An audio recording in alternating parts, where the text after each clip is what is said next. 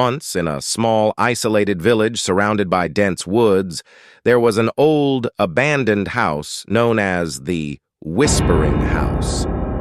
The villagers avoided it, whispering tales of a haunted past.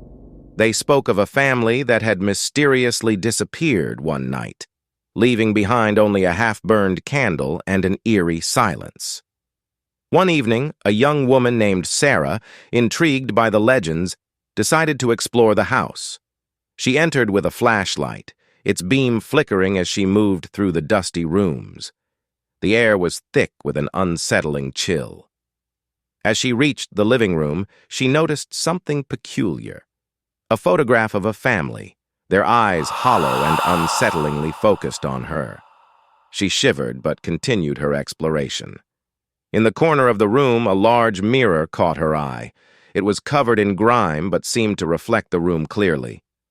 Suddenly, Sarah felt a presence behind her. She spun around, but no one was there. The room grew colder, and she saw her breath fog up.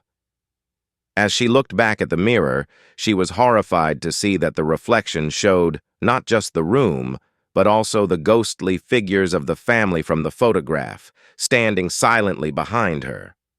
Panicked, she turned around again, but the room was empty. Her flashlight went out, plunging her into darkness. The whispers started, faint and eerie, growing louder and more urgent. Sarah stumbled toward the door, only to find it locked.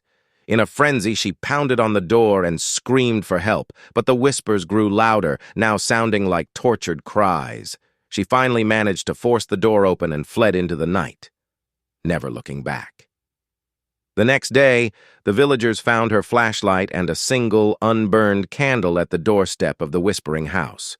Sarah never spoke of her experience again, but the villagers noticed that the old house seemed to whisper more often than before, as if it were calling to someone new.